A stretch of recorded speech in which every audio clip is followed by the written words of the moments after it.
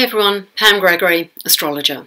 I'm going to be speaking to you today about the second half of May and in particular the new moon that we have coming up in Taurus on the 17th and 18th.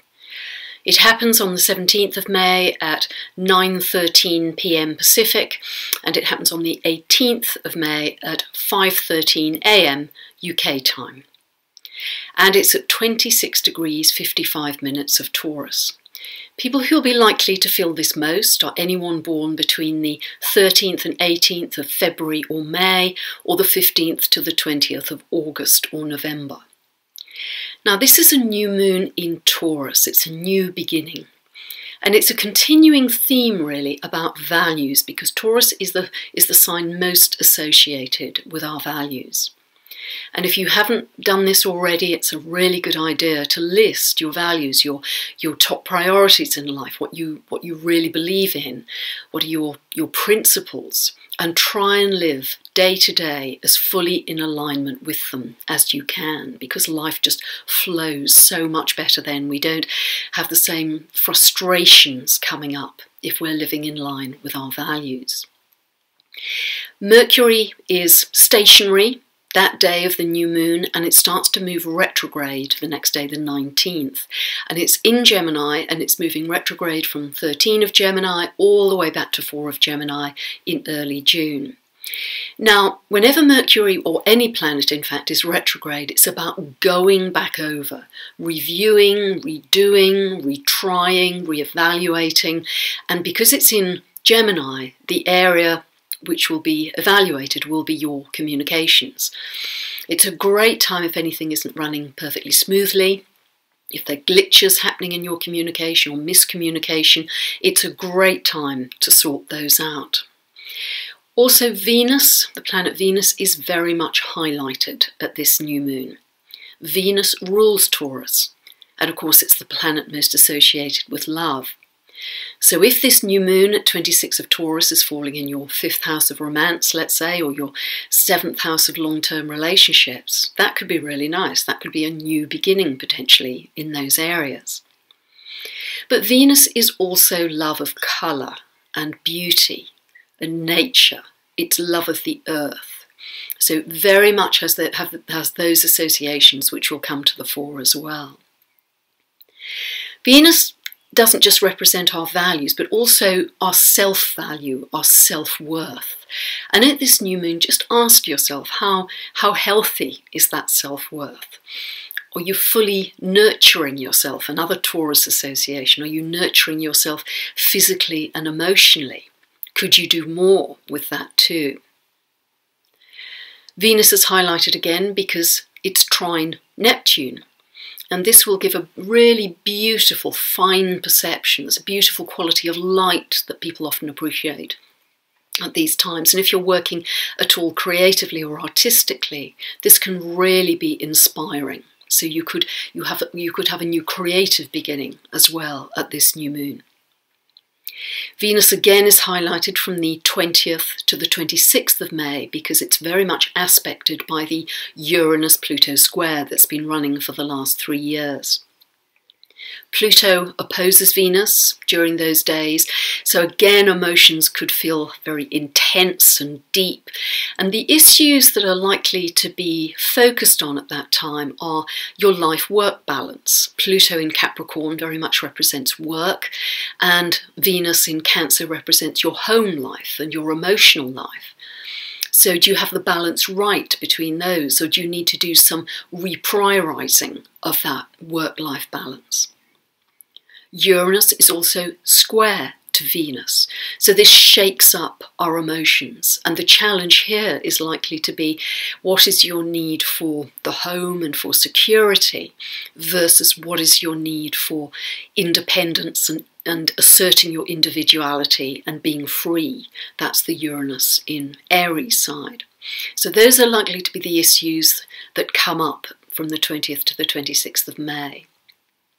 Also, that Uranus-Pluto square on Venus continues the theme of breaking up old ways of being to break through to the new, and that's something that's really been running over the last 3 years, and this is just another peak time in that theme.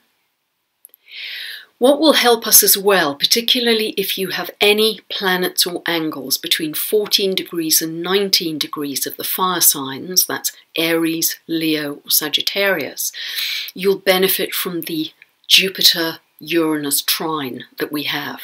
Now the trine isn't exact, it won't become exact until June, but it's still operational, if you like. So if you have any planets or angles through those degrees, you might suddenly have creative breakthroughs or revelations, because what Jupiter does is expand the superconscious perception of Uranus.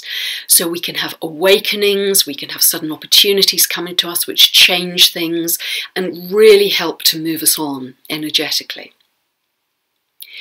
Also, through the second half of May, Saturn continues to be retrograde. Now again, retrograde means going back over.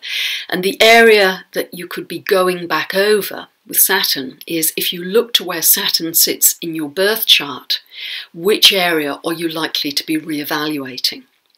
If in your birth chart Saturn is in the 4th house, are you re-evaluating your home situation? You might be thinking of moving. Is it in the 11th house natally? Or are you re-evaluating your friendships and group activities? It's really helpful, it gives you much more insight and meaning if you know your birth chart and know where these planets fall. Pluto also continues to be retrograde through till September. And here it's about going back over anything which we feel deeply and intensely that hasn't yet been released. Pluto is about our power, and when we feel wounded, we feel we have no power, we're a victim in that situation. So look to where Pluto sits natally in your birth chart. Is it in the 5th house? Or are you feeling wounded about some issue connected with children or romance? Is it in your 9th house in your birth chart? Or are you feeling wounded about some injustice or some legality that happened some time ago and you're still hanging on to that? Now often when we're hurting, we feel wounded, we feel in that victim situation, we're actually giving away our power to the person who supposedly hurt us, and we feel stuck in that situation. But because Pluto is about power, one way we can use our power is to forgive the perpetrator, forgive those people that hurt us, because in doing that, that can bring about a huge energy shift of relief and release. And in doing that, we take our power back. We're no longer the victim, we're no longer wounded, we take our power back. So a really important time, and in fact that will continue through to September, but this is a very good time because it's a new moon, because it's a new beginning. So where does 26 of Taurus fall for you? Where is this new beginning for you in your life?